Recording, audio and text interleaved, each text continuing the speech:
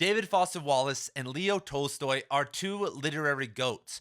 But what did Wallace think of Tolstoy? Well, you are in luck because my name is Ian, and on this channel, we cover everything related to David Foster Wallace. If you look at the playlist down below, we already have a ton of videos on Wallace, and I'm here to give you guys a university education for absolutely free. And today we're going to be looking at 4 different times Wallace talked about Tolstoy. But even more important, we're going to examine how Tolstoy impacted Wallace's writing and life philosophy. And I'm super stoked to make this video because before the Napoleon movie came out, I reread War and Peace. I read a Will Durant Story of Civilization book on Napoleon and a couple other books in anticipation. And the movie was pretty good, but it actually reignited a love that I used to have much deeper back, 10 years ago when I was reading all of Tolstoy's works for him. And Wallace feels the same way when he says, quote, "I'm the only postmodernist you'll ever meet who absolutely worships Leo Tolstoy." And this somewhat seems like an odd connection. We have this metafiction maximalist meets Tolstoy's realism, but let's just speak out right here that Tolstoy's versatile use of sentence structure and some of his long winded, kind of crazy narratives within War and Peace and the historical and philosophical insights are somewhat upstream of David Foster Wallace's lineage, upstream of postmodernism. And one of the reasons I think that Wallace and Tolstoy were so extra is they both share the axiomatic belief, which Wallace really learned from Tolstoy, that your writing and your art should strike someone in the heart, that it should actually mean something. And in our world of nihilism and MFAs writing about people living in New York City or, writers writing, sometimes it doesn't feel very useful. It doesn't feel active. And while talking about Tolstoy, this is what Wallace said he taught him philosophically and about writing. Quote, "But there are few books I have ever read that have never been the same after. And I think all good writing somehow addresses the concern of and acts as an anodyne against loneliness. We are all terribly, terribly lonely. And there's a way, at least in prose fiction, that can allow you to become intimate with the world and with the mind and with the characters that you just can't be in the real world. I don't know what you are thinking. I don't know that much about you as I don't know that much about my parents or my lover or my sister. But a piece of fiction that's really true allows you to be intimate with, I don't want to say people, but it allows you to be intimate with a world that resembles our own in enough emotional particulars so that the way different things must feel is carried out with us into the real world. I think what I would like my stuff to do is make people less lonely or to really affect people. I think sometimes what I'm doing, if I try to be particularly offensive or outrageous or whatever, is just being really hungry for some kind of effect. I think you can see Brett Ellis doing that in American Psycho. You can't make sure that everybody's going to like you, but damn it, if you've got some skill, you can make sure that people don't ignore you. A lot of writers hunger to have their work out there more and more, to have good book sales, which I used to think was crass materialism, that they wanted the money. But it turns out that what you want is to have some sort of effect. Maybe you've snapped to this already. It took me years to figure that out. And Wallace is 100% correct here and was very much influenced by Tolstoy's very famous work or essay, What is Art? And in this, Tolstoy argues that the essence of art is the ability for the artist to communicate its message to the reader or the viewer or listener or whatever on the other end, and anything else beside that doesn't really matter. And this is something that so many people get wrong, especially young writers and people who find no success in the publishing world. And I hate to be the one that says it, but you are not Franz Kafka. You are not some undiscovered genius. You just suck. And guess what? I'm not great either. I'm trying to improve every single day as a writer. And the earlier you learn the idea that what you're doing is for other people, not for yourself, not for you to release your own artistic phallic energy onto the world, then the more successful you're going to be and the more you're going to be able to connect with other people, which is what matters. If you never get famous and have all the ladies DMing you on Instagram and all that stuff, then that's okay. But if you can connect with at least some people and shock them in the way that Wallace is talking about, then you have accomplished something major with your art. And one of the other two aspects of Tolstoy's message, and we'll kind of get back to Wallace in a second because this is important for its influence on Wallace, is that art should be made for everybody, that your work should be accessible to everyone. And what I love about this, because actually this is one of my favorite things about writers, because everyone talked about this. If you look at the English romantics like William Wordsworth, he says, we are bringing poetry back to the people. We are finally going to write poetry that the general public can understand. And they never do it. You know, God damn it. No uneducated person is going to be reading Leo Tolstoy. This is actually, I just taught my class, John Krakauer's book, Into the Wild, about Christopher McCandless last semester. And at one point, McCandless gives a grain factory operator a copy of War and Peace and says, hey, read this. You'll learn a lot about life, to a dude that probably didn't graduate high school and doesn't read at all. And it's like, that's not going to go over well. He's not going to read this. And the same could be said about Infinite Jest. That Infinite Jest is something that can rock your world and change your life, but it is one of the most unfinished books of all time, if not the most unfinished book of all time, because it's much more popular. You know, you could maybe argue that Gravity's Rainbow is harder to understand, but less people, I think, have read Gravity's Rainbow than Infinite Jest at this point. And it actually wasn't, speaking of writing and poetry and stuff, it wasn't until really the 60s that a lot of really good fiction, like you could say literary fiction that was deep and like could really impact you, that wasn't like pulp or thriller type stuff, really started to come into the world for the general public. Okay, so the third thing that Tolstoy argues in What is Art is that art should have a moral purpose. And you know, these honestly are some of the principles of right conscious that I believe in and really promote. Because without a focus on ethics and some version of objective morality and coming to agreement on it, even if it doesn't exist out in the world for all my logic bros, where does that exist? Can you pinpoint what objective reality really means? Yes, I can. Not initiating harm onto others. It's as simple as that. Let's start there. And who wants to argue that point? There's always someone, you know, who's going to argue. But some form of morality, of kindness, of optimism, of happiness, trying to promote personal growth, you know, some of these kind of ethical details or moral details are important for your work, even if they are really dark. And I can say that reading Infinite Jest when I was 17 for the first time rocked my world, and all of my subsequent rereads, every single time I went deeper and kind of learned about personal development, and I went through my own problems and my own addictions and things, and it was somewhat of a companion. And if I didn't have it, I wouldn't have been as informed. I have been more than ready to deal with any of the problems kind of life has thrown at me before I got too deep into them, because I knew where I was heading. I knew I was heading into toxic substance abuse or toxic relationships or even toxic athletic endeavors. I tried to be a pro athlete in 2 different sports and failed in those endeavors. Obviously, that's why I'm here.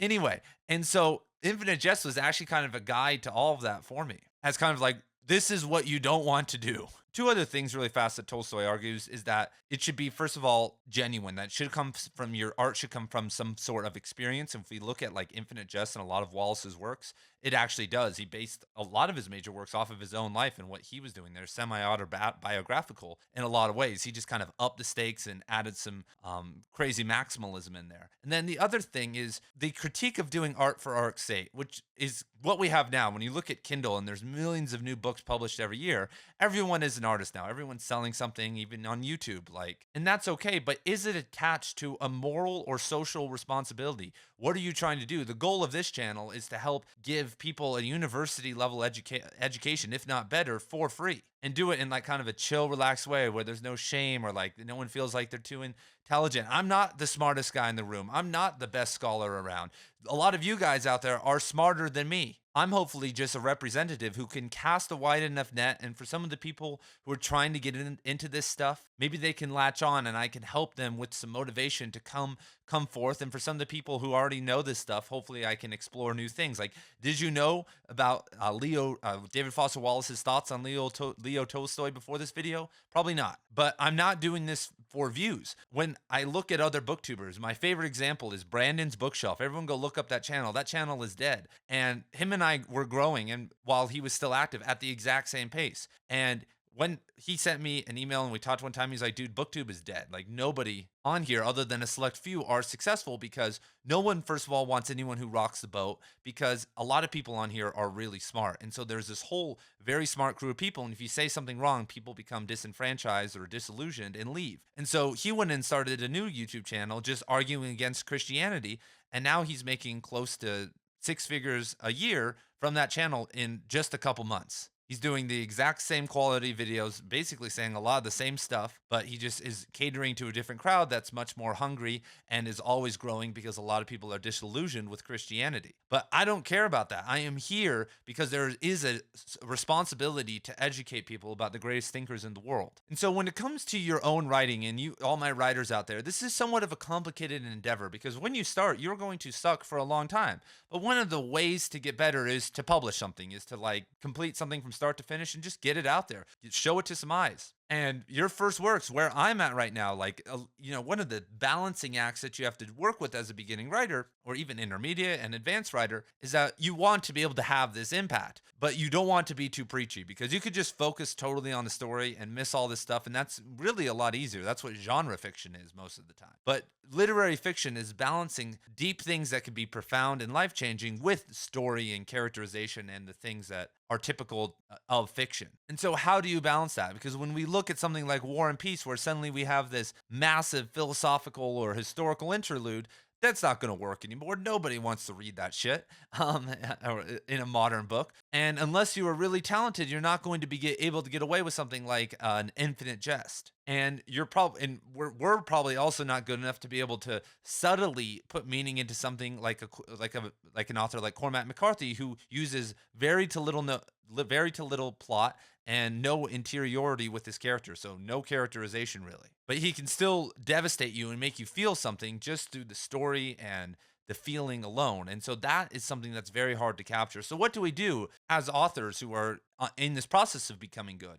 And the strategy I'm taking is, first of all, knowing that someone else is putting their time into what you are putting out there. So if you're going to make someone or tell someone to read your stuff online, then at least make it sure it's somewhat decent. And if that takes you a couple years to get there, then fine. Eventually, you'll be able to revise a lot of the stuff you've worked on before. So get your stuff to a point where people aren't going to feel like they've wasted their time. And then release it for free. You don't need a book. Start to build an audience. Start to put out a free product. This is what the meta has almost always been. Back in the day, you'd publish your short stories in these magazines. Well, the magazines probably are much smaller now, and all the journals, and they're not going to accept your story. So you're going to have to publish online somewhere and drive some traffic over there.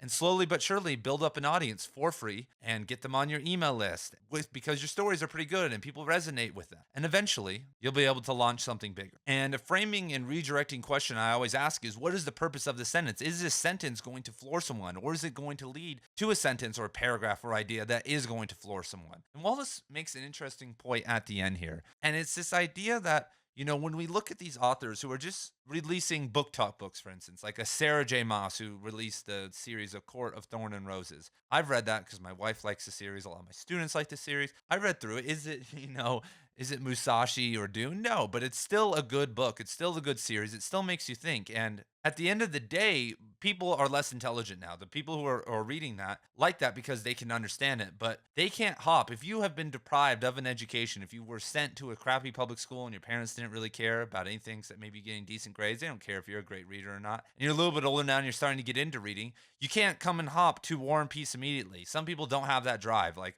I remember when I started trying to read harder books, like when I was 17 and I confronted Infinite Jest, it was hard. I was slogging. There were pages at a time. I was like, what the hell is going on here? And I still challenge myself. Sometimes when I'm reading like postmodernism or random journals, like it's somewhat hard to follow sometimes. And I'm pushing myself. And so the starting point is much earlier now. Back in the day, not everyone, but a lot of people in the Western world read the Bible, and the Bible is not the easiest thing to read. And so when they transitioned into reading paperback books or whatever, they had a higher reading ability to kind of get into that. But today, everyone's starting lower. But as much as I like to trash book talk and all those people, at least people are reading. At least those dumb girls who like reenact scenes from these terrible books on TikTok are at least talking about books. And they're going to make someone pick up a physical book, most likely, maybe an ebook, but they're going to pick up a physical book and sit there, most likely in a pretty chill environment, and sit with words for a while. And I absolutely love that. So another reference that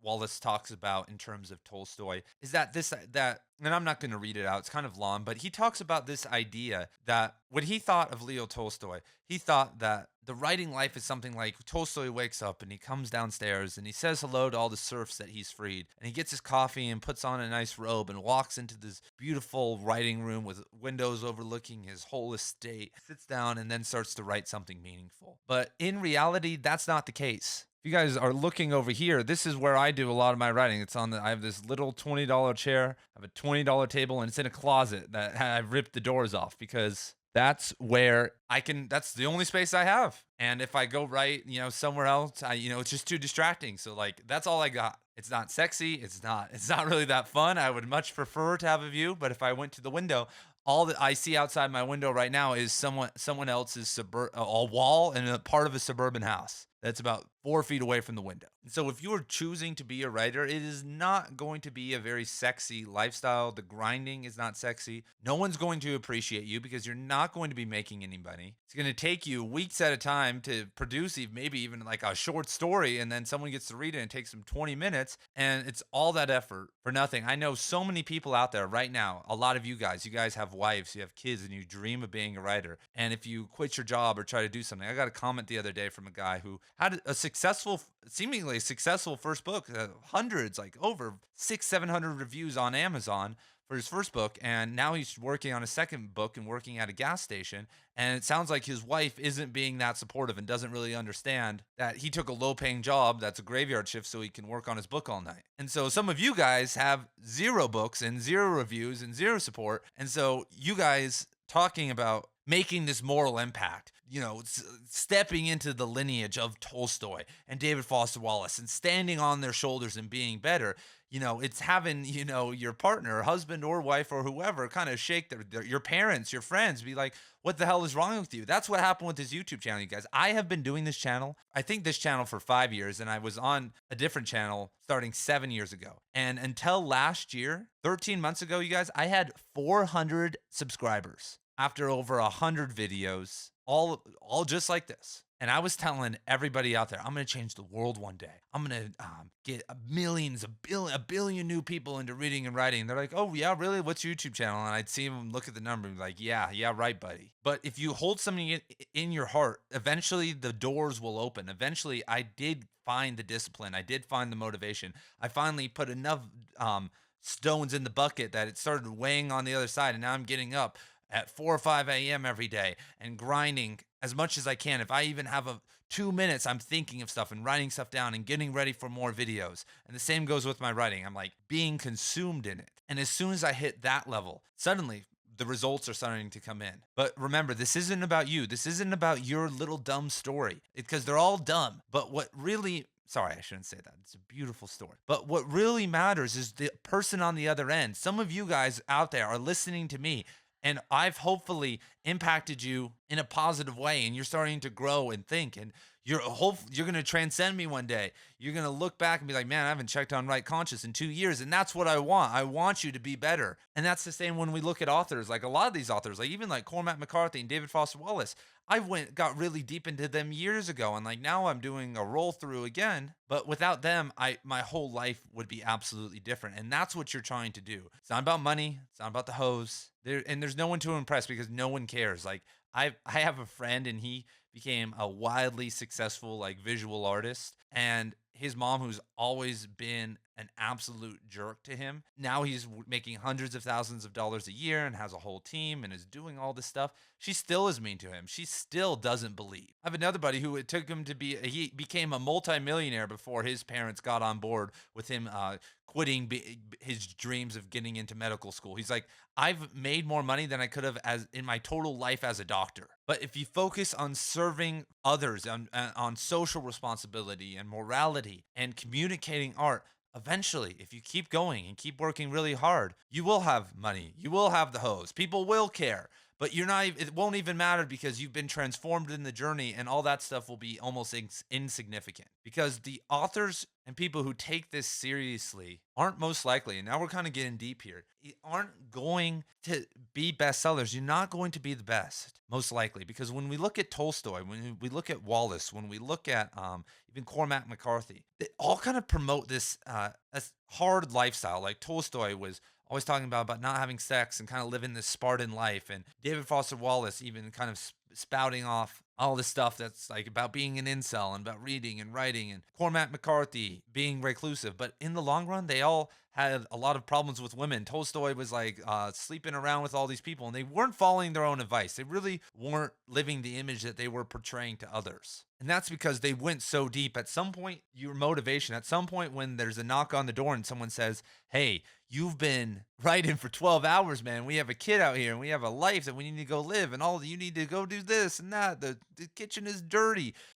Tolstoy, David Foster Wallace, Cormac McCarthy said, you know what, bitch, fuck you. And what real people do, what kind people do, and humans who are actually doing that, they're like, yeah, I got that. No worries. And I'd rather not have success. I'd rather not have anything but, make art that does communicate to people, and maybe not get into that 1% of legends, but actually live the social and moral responsibility. And that's kind of like, as I was saying earlier, now I'm on this kind of rerun of analyzing McCarthy and Wallace and all these other people. And I get comments all the time of people who are saying like, you're idolizing these people, you're increasing their cult status. And like, I kind of get that because I was there. I remember when I was younger in high school, I would kind of look up and idolize Cormac and David Foster Wallace and their lives and what they got to experience. But now I wouldn't trade my life for theirs in an instant. At my worst moment, while I'm teaching high schoolers and I'm lecturing just like I am right now, and I'm living the same, speaking, the same way with the same energy, and I look out into the crowd and everyone's staring off into space, scrolling through the phone, head down,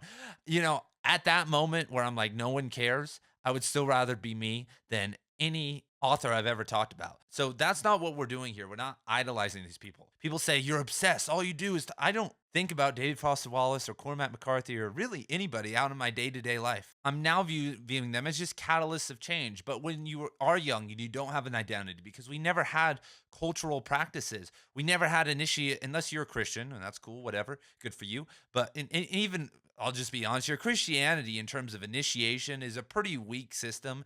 And for a lot of people, they don't really feel included and have questions and problems, especially in their younger years. And so during that time, when you have testosterone booming through your system at 18, 19, 20, you sometimes are confused. And the best thing that you can do is latch on to someone and idolize someone and kind of model what someone else has done. I've done that with plenty of people. When I was training in jiu-jitsu, I trained with Mikey Musumeci, 5-time world champion. And at our practices, he would show up early and drill with his sister for an hour and a half and then do 10-minute rolls Monday through Friday. And at the time I was doing something different. I was, training like 4 to 5 hours a day, twice a day, and even on the weekends. And I saw I was like, okay, this guy's a world champion. He's way better than me. And I'm going to do what he does. Also because I got to practice with him, but I was like, I'm not going to do anything else. If this is enough for him, this is enough for me. And when I did that, quantum leaps started happening. Same in other areas, in yoga. And that's what we can do with writing. And if you're at that stage, especially if you're just getting into all this and into personal development, then modeling people is a way to just go get massively ahead because you can just take all the shortcuts. And when we're looking, tying this back into the main thesis about creating art that has that moral responsibility, sometimes you need to make those quantum leaps so you can get there. Sometimes you need to be a jerk. You need to kind of model people. Wear the white bandana if you need to. I never went that far, but if you need to act like them, talk like them, think like them for a little bit to get to the next level so that then you can go off and be yourself and kind of leave what has been conditioned into you behind, if it was like super negative, then that's great. And I would recommend you go and do that because we've transcended into this state of hyper reality. And when we look at one of them, the right wing's most influential figures, Alex Jones, his website, InfoWars, has a very interesting title because back in the 90s when he created it, I'm sure that was a great concept in the sense that there were information wars, and the internet was coming on, and like you could sway information, and like the media was putting out certain type of information, and now you can put certain types of information out, and there's a war going on. But now with hyper reality and the amount of information online, I can log on to a shadow library and have access to 10 million books, and go get millions of different perspectives on just one event of daily news. That's like a big one, like the war in Israel and Palestine. So there is no really war going on. There's just this massive amount of information that's creating a simulation that we can't really control anymore. That's just totally out of our hands. And so, kind of convincing people of the idea of issues like, hey, where I'm going to make people care about economics more or about abortion, whatever side you want more, is a fool's game. But what you can do is focus on something way upstream, like activating people to care about education, to be able to learn, to be able to think, and then let them find the truth on their own. And that's what it should have been the entire time. We've been manipulated by governments and the media, other people, religion, whatever, for so long, and never been actually given the tools, and then just okay, now you can go on. And now, because it is so crazy, there's like this golden path through it all. And I'm sure a lot of you guys, if you're still listening to me right now, you're already walking that path. But now you can bring a lot of other people down that path. You can create an avenue of growth through your art, through your writing, that will reach out to people, that will be bigger. And that's where art is going now. We're kind of hitting this state, and I don't know if writing is almost like you don't need to go as meta anymore. You don't need to be a William T. Volman or a David Foster Wallace, even a Cormac McCarthy anymore. You don't have to go that deep. You can write something from the heart that's a really good story and has deep meaning. And if you just, work on your sentence structure and stuff, you can help a lot of people start their journey of growth. Because a lot of people are done with the war. I refuse to look at the news. I refuse to, engage in a lot of political debates and all these other things, because I'm just focused on growth. I'm focused on getting as many people as I can on that level of activation. And when I think you focus on that goal, you don't necessarily have to beat any of these authors anymore. Because, like, going back to step number 2 of what is art, you need to speak to the people. It has to be accessible. And people are more open than ever. People are more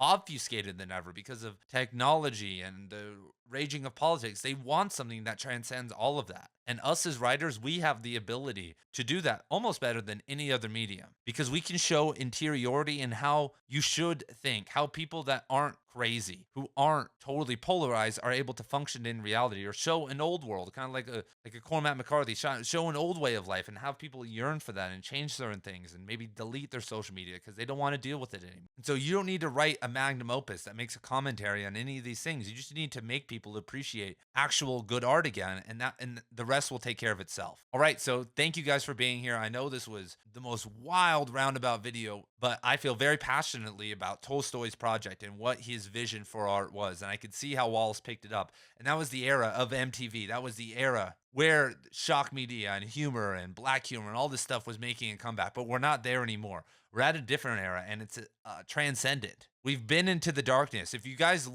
look at what happened in the 60s, okay, here we go again. If you look at what happened in the 60s with Jim Jones, so Jim Jones comes around, and there's this fundamentalist revivalism, and that's Jim Jones hops on that circuit and learns all the tricks, like, go to people's trash and then figure out what they want, and then when they're at the presentation, then you could call them out and blow their mind and they freak out and join your cult. But the reason Jones actually got a lot of people into his group in the early 70s up in Ukiah, California, about an hour and a half north of San Francisco, is because everyone was dropping out of the hippie movement. When we think of the hippie movement, and some of this is attitudes kind of changing now, we think of free love and people having sex with each other. But the problem is that in places like San Francisco, dudes that were really bad people would put on the crystal, put on the headband, wear the tie-dye, and, find these girls from Nebraska who were moving to San Francisco and be nice for a little bit and rope them into some abusive, crazy relationship fueled by drugs and STDs and like all this other crazy orgies and domestic abuse and all this other crazy stuff. And then eventually these girls would get out, and they needed somewhere to go. They needed something chill. They needed hope. They needed miracles. And where would they turn? Well, there's this Jim Jones guy, and you could go live on this communal farm up in Ukiah.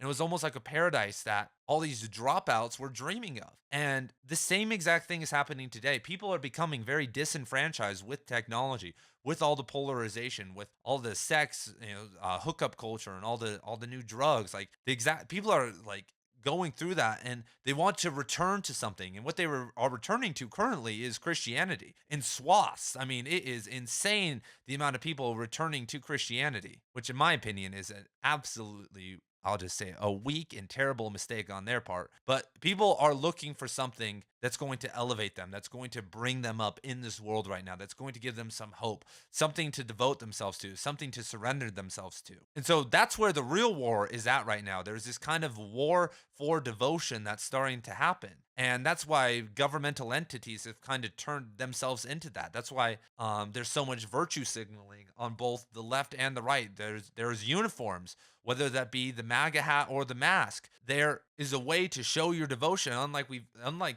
really anything we've ever seen in American politics, and it's hitting the level of religion. And religion, once again, is having an uptick. And the thing that transcends all of that, other than just nature and contemplation and silence and, which beats everything, is art, and good art that is optimistic, that is non-hierarchical. When I read a Cormac McCarthy novel or a David Foster Wallace novel, I don't get sent down into a funnel, because when you engage in politics or engage in religion, you're going down a funnel that usually ends with you giving your money away. 10% tithing, political donations, all these different, your time, your attention, all these different things. And it's a hierarchical system because there's someone at the top, in the case of politics, the president, and in the case of religion, God. And, there's living representatives also, the priests and whatnot. But in books, you don't have contact. For the people who say like there's book cults, unless you're doing some like Carlos Castaneda shit where you got like a bunch of girls living at your mansion, most authors, the most that they are doing is maybe like using their fame to like,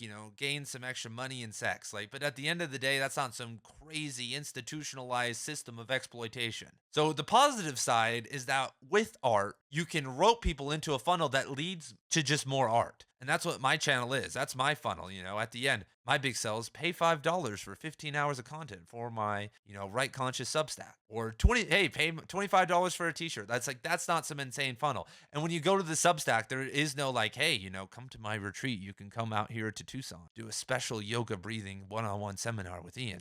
That's not available. And there is no really stuff like that because we're focused on the work. We're focused on other people and on growth in general. And if you join my Substack, you're just going to get catapulted deeper into more writers and more art and just endless fields of knowledge. And so that's the funnels you guys should be entering or creating, is something that sends people through you a little bit. Like you guys are functioning to get deeper into Wallace and Tolstoy and to art through me, but I'm releasing you. You're coming through and moving forward. I have a wife, I have a family. I'm satisfied with my life. And so I hope that gives you guys less pressure on yourselves when you think of your artistic career. You're just a vessel now. You're the lifeguard at the top of like the huge little whirlpool slide, and you push the person off. So what are your guys' thoughts on this? I'd love for you guys to tell me your dreams, your goals with art, with life. I read all the comments. I've been struggling to reply to everyone because there's just so many, but I do read them all every single day. And of course, join the Substack for more David Foster Wallace content, writing content.